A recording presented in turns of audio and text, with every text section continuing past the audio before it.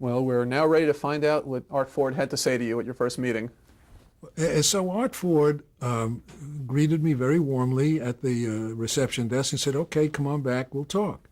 So he started to walk away, and I followed him, but he didn't go into an office. He went into the men's room. So I followed him into the men's room, and because he had just been on the air for an hour or so, he had to relieve himself. And so he started to talk to me. He said, so as he was relieving himself, he was standing there at the urinal. I didn't have to. He said, so what do you want to do? I said, well, I'm very interested in music. I write music, and I love the radio, which I did. I was still telling the truth, and and Alan said, blah, blah, blah, and there might be an opening in the continuity department here, and it would just seem something that I would really. He said, well, and he finishes urinating, and he zips up his fly, and he says, well, Sam, I like what you say, and he reaches out and shakes my hand with that same hand and says, I think you got the job. I'll tell him to hire you. And I said, and I did. I got the job. I washed my hands for a few hours after that, but that's an absolutely true story. The interview was in the men's room, and I got the job, which was the beginning of my basically whole real career, because preceding me there about 3 months, working in the continuity department, I'll explain what that is in a minute, was Bill Persky. And Bill had come to NEW, as I said, 3 months before. His ambition was to be in advertising. He had graduated from Syracuse and wanted to be a real Ivy League advertising guy. So he couldn't get into an agency right away at that point because they didn't take Jews so fast in advertising in those days. Anyway, he was there. And in the continuity department, our job was to put all the copy together for the disc jockeys, once in a while write public service announcements, and when the commercials came in from the advertising agency, we had to time it to make sure that it was the proper time, whether a 20-second commercial or a 30-second commercial or a minute or whatever. And that was our job, basically a dull job, a lot of mimeographing or dittoing, as it was in that days. It was pre-Xerox. And that association, which started from hello, how are you, and then gradually working together for a few months, we found that we had a similar sense of humor, and indeed senses of humor. And Billy had a way with words better than I did as far as jingles, so we started to write jingles for the station, weather jingles and station break jingles, which the station liked. What we had there was the beginning of really cherished memory of working for nurturing people. The management at that station was the best thing that could have ever happened to two guys trying to get a break in whatever business. One man in particular, his name was John Van Buren Sullivan, J.V.B. Sullivan, known as Silver Jack, because he just personified the New York Irish guy. He with silver gray sideburns, so that's why they call him Silver Jack. And he was a marvelous man. He was an Ivy League graduate, and he was the general manager of the station. And he was the kind of guy who said, what do you want to do? Well, we'd like to try such and such. He says, go ahead. And if it didn't work, he would say, oh, okay, next time. It was a non-judgmental, supportive environment that let us be free to think up whatever crazy stuff we wanted to do. In addition to the jingles, we started to think of funny ideas. And we created a few things that were good promotional things on the station. And it evolved to a situation where we really felt so free that we were not afraid to do anything. And some of the stuff was outrageous. At one point, Billy and I got the idea. There was a very famous in those days. This was in 50. This was 1954 was the year we started there. And there was a comic around by the name of Al Kelly. Al Kelly was a very famous guy because his act was double talk. He was a funny little man. He made a great living posing as different people, going to conventions, because he would say he would be introduced as, this is now Dr. Franklin P. Johnson, who was the head of dermatology at St. John's Hospital in New York. Dr. Sullivan. And he would come out and say, good evening, ladies and friends. Because of the access to permanent carbon decay, the skin will have often very direct lesions that will call farming and call being gang. And you would see an audience of several thousand people nodding their heads and listening to this man. And it was the most marvelous double talk. Well, that was his whole act. We convinced the station to hire this guy to do the weather and traffic reports that we would pre-record and put on in addition to the regular serious ones. And the thing that was astonishing, he recording says, okay, here is the traffic report. On the West Side Highway, the traffic is from onto Franklin and Fortune Street, and then to the weather. And we used to play those, and he said, tomorrow it will be sunny with a high in the phone, and the lows in the vein, the wind will be coming from Poyman. And he would do that. The astonishing thing that made all the disc jockeys crazy and laughing was that no one ever called the station to complain. Nobody, the audience never bothered to complain about it. I don't know, but it was stuff like that we started to get a reputation as funny guys. Still, at the same time, I was still writing my songs. I started to write songs with one of the disc jockeys there, one of the hottest morning team in radio at that time, called Clavin and Finch. Which used to be Rayburn and Finch. Gene Rayburn, having had that job first, he just recently passed away, the game show host. And Gene Clavin and I wrote a lot of songs, and I ended up getting a bunch of them published and recorded. That was having sold none. Actually, we did sell one because Clavin and I wrote a song that was on the B-side of a Lawrence Welk record. Now, being a hipster, I didn't brag about that. I was kind of a hipster. You know, I liked jazz and I liked the music and those guys. And Billy and I, in 1957, while we were there, we collaborated on a song with the head of we had a house band at WNEW also. We collaborated on the now immortal song, Let's Keep the Dodgers in Brooklyn. The now immortal song that was recently re-released on a Rhino Records album called Baseball's Greatest Hits, #2. I think when it first came out, it was recorded by Phil Foster, who was a big baseball fan, and his whole act was comedy about baseball.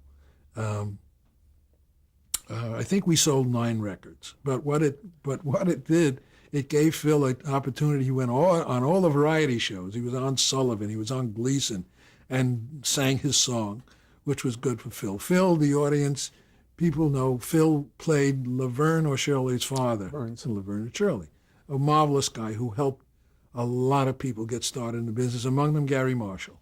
But Philly was a great, funny guy. So that was we were so excited. Obviously, the song didn't work because I understand the Dodgers moved out to Los Angeles. I don't know. I don't pay any attention to that now. But that was part of the fun we had working at that radio station. And also, while we were doing that, we were also getting jobs because of the reputation we would get as being funny, of writing for comics and writing for comedians. Most of them we wouldn't know the names of today, and I don't remember a lot of them. But we got the attention of an agent named Don Kopoloff at the William Morris Agency, and Don said he'd like to sign us. One of our big supporters at the radio station was a man who I miss very much. His name was William B. Williams, probably the best disc jockey ever. That time he was hosting the Make Believe Ballroom, and he was the guy who kept Sinatra on the air when Sinatra was out of it. And Willie B. loved comedy, and he was another guy who put his arm around my shoulder and said, "Come on, kid, I'll help you." And he used to talk to song pluggers, and he used to tell comedians that he knew, "Hey, you should hire these guys to write stuff for you." He was a marvelous guy. And so we were doing all of that kind of writing in addition to our jobs. We had both gotten recently married, and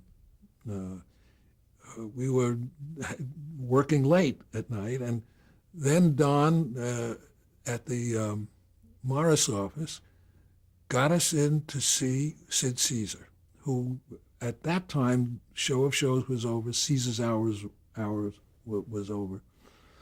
But he was working on a nightclub act.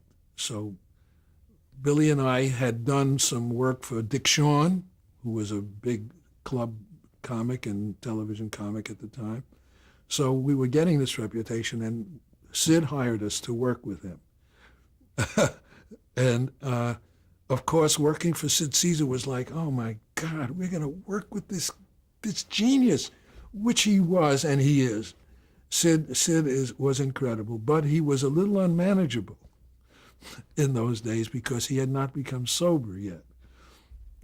He used to drink a lot and pills and everything, and was a little unpredictable. But the experience was wonderful working for Sid, and again, that became an association which has kept on over the years. But we were able to do that, and it grew and it grew, and we really felt that we really wanted to get into television. Well, speaking of television, can we go back a bit and just not your career in television, but your first impressions of television, when you first saw it? You remember that? Well, I first saw it as a little boy at the New York World's Fair. That was in 1939. I was 11 years old. I was, at the New York World's Fair. When that started to be broadcast commercially in the late 40s, I guess, we were living in Great Neck. We eventually had a television set, but one of my rich friends, Billy Kaufman, and his sister, they were really rich. They had a television set. And we used to go over there on Tuesday nights to see Milton Berle and to see. It was an astonishing experience, and to watch my other favorite show was the Colgate Comedy Hour, and see that extraordinary comedy that was done live on television. Colgate Comedy Hour had rotating stars, Martin and Lewis, I think Abbott and Costello, Danny Thomas, a whole bunch. The funniest being, of course, was Martin and Lewis. It was extraordinary then. Recently, I looked at a whole bunch of those. I work for Jerry Lewis now on his telethon. And we looked at that, and it's still extraordinary comedy. It's just amazing, amazing work that was done. There were names on those that I didn't recognize. Why would I recognize those names? But one of the writers of the Colgate Comedy Hour for Jerry Lewis was a fellow named Norman Lear. He's gone on to other things. Norman Lear, the stage manager, the guy with the headset on, was Bud Yorkin.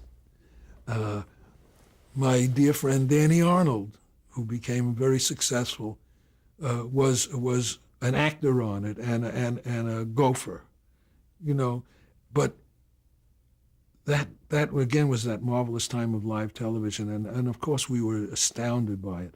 Not only the comedy shows, the dramatic shows, the Rod Serling's Twilight Zone, all of that stuff. was so extraordinary when you think about what we were getting free, and we had never been exposed to seeing these famous people who we'd heard about. When I was back as a page, I was giving dressing room keys to people who were not yet famous. A girl named Grace Kelly, a fellow named Charlton Heston, a fellow named Jack Lemmon. These were all people hanging out at NBC waiting for somebody to give them a job, all young actors. But my first impression of it was like, it's stunning to everybody. It changed the world. It changed all of us. Television in its infancy was amazing what they accomplished so fast. This is why I felt when I was a page, I said, gee whiz, look, they've done it. What else is there to figure out? Little did we know, but it was amazing. Even with the mistakes, I think the mistakes helped it. There is a true story that one of the variety shows in those days was Gary Moore, the show on which Carol Burnett got her start. It was struggling in its ratings. And one night, again, it was live, kinescoped for rebroadcast on the West Coast, but to the most of the country it was live. Gary, who was a very lovely, not a terribly funny man, but a very nice guy, perfect guy for a host of a show like that. He walked out on stage to do Good Evening, Ladies and Gentlemen, announced by Durward Kirby, the announcer, the star of our show. Gary Moore, applause, applause, applause, applause. And Gary walks out and starts talking and talking, and he talks about a minute and a half, and Durward Kirby comes out from the wings and you could tell that it was not supposed to happen. And he whispers something into Gary's ear. And Gary, eyes widen in shock, and turns his back to the audience and zips up his fly. He didn't know that had happened. Well, that single moment was, everybody talked about it. Everybody broadcast it. The news said Gary, but the next week, the Gary Moore Show was a hit. Yeah, it was just a hit. It just that one moment was the change. And the mistakes that you saw on television were what they call bloopers today and all of that stuff. It was filled with such energy and adrenaline that you felt it was an amazing medium, and when I ended up, working, wanted to be in it, wanted to write variety shows. We weren't thinking about half hours at those days, but variety was the thing where you saw all the great comedy, for us. And so then what was your first job when you got in television? First, while we were at WNEW, writing all the stuff that I've spoken about, for the comics and everything, Don had moved on. Don had Kopoloff, our agent, had moved on to another position, and we had gone through several agents, the last of them being a fellow named George Shapiro, who started out at William Morris, like all those guys in the mailroom and all of that, like Mike Ovitz and everybody. And he was our agent at the time, and he was being transferred to California. This was 1960, late 1960, early 61. And we said to him, boy, we'd love to get into television, because television production was moving out to California at that time. It all started in New York, basically, all the network stuff.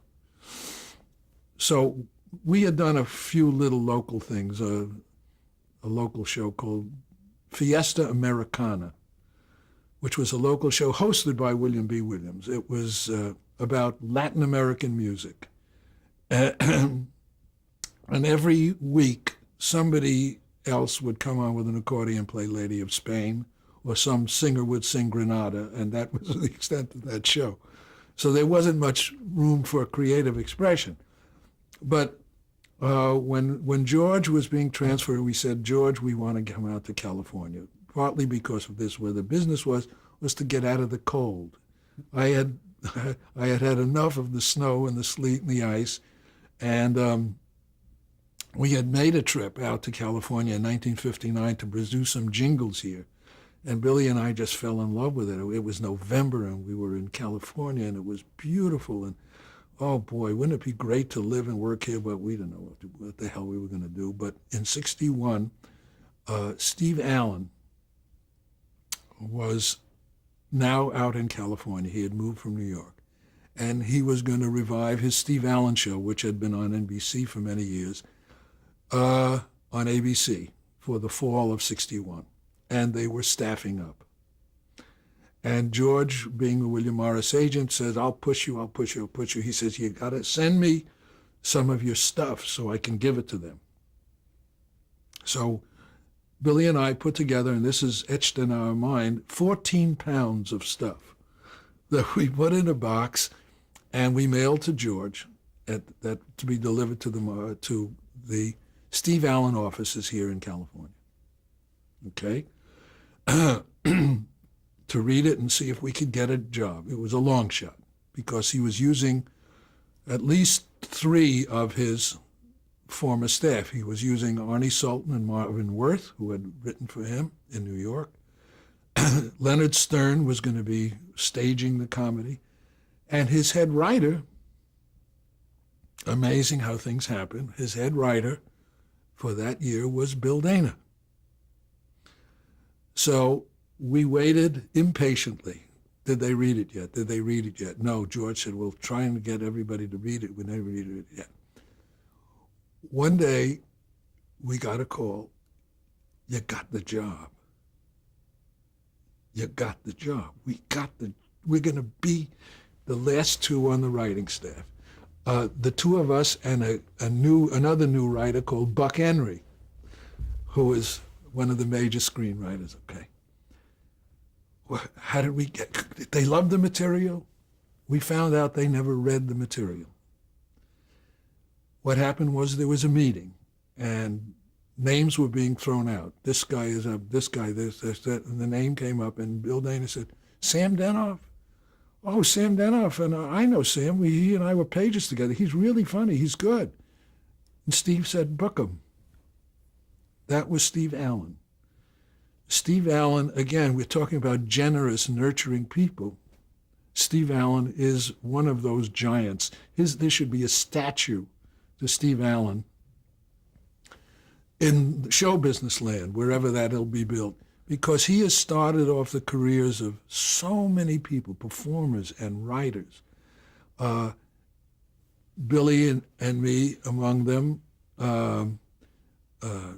Buck Henry, first job out here, and all of those performers, the Steve Allen, Steve Lawrence, Edie Gourmet, Andy Winton, all of that.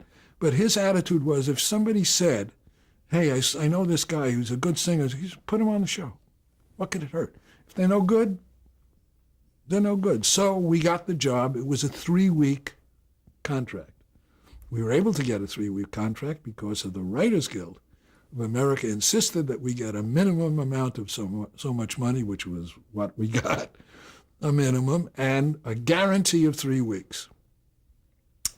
So Billy had just been recently married, no children at that time, and I had a 3-year-old boy and a 9-month-old little girl.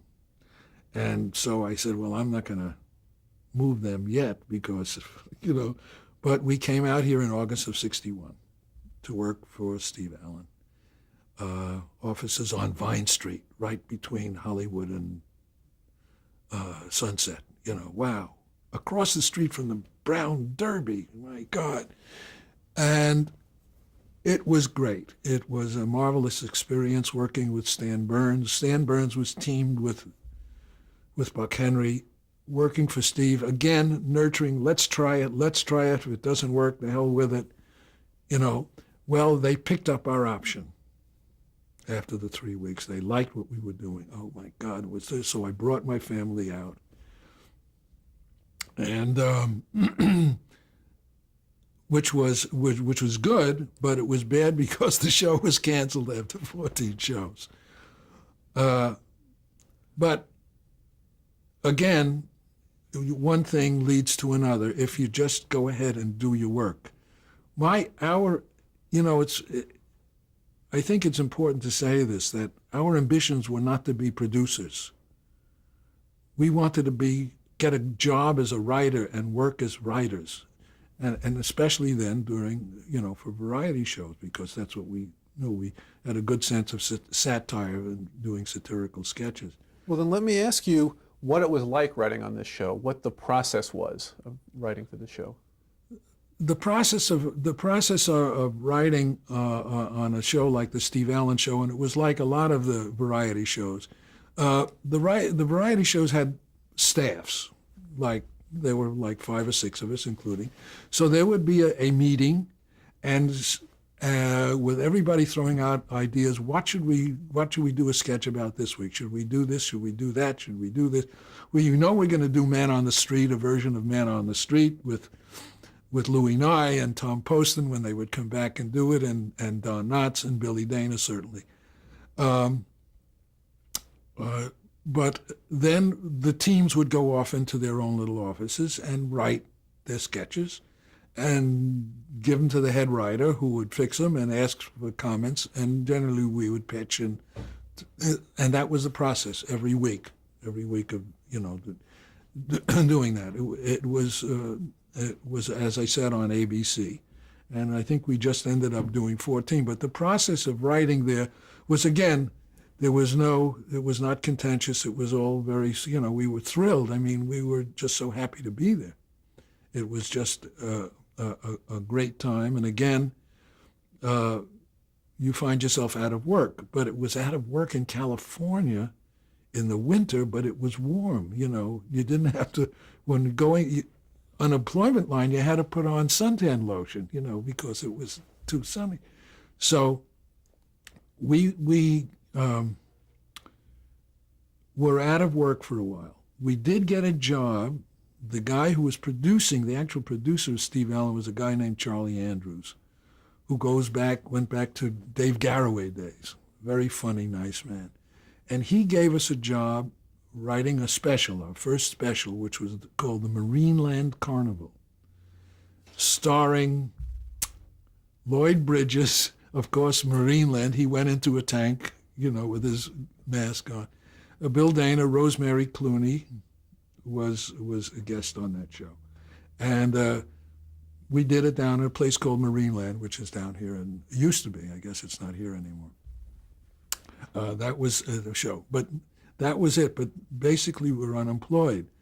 What did happen, because we had worked for ABC, and through, I think, the suggestion of Leonard Stern, if my memory serves me correctly, we were suggested to help ABC put together their annual affiliate show one year. We ended up doing it 2 years. Now, the affiliate show was when every network does it. Every year they gather all the affiliates, come in. They have like a big convention for 3-4 days, and it usually was in Chicago. It was in Chicago then. And they put on a show for them. So our job was to write for that show, write an introduction or a few words for whatever. They would parade their new stars and their old stars in front of the affiliates and say, we're going to have a great season, and we're going to be better than anybody else, we'll outrate everybody. Well, that was great. Again, there, we encountered a lot of interesting people. Among the greatest of them was that first year we were working for the network. It was not to be televised. It was just a convention thing. Why don't we stop here, and we're going to change the tape so we Oh, can you're hear all going to about the change the convention. tape.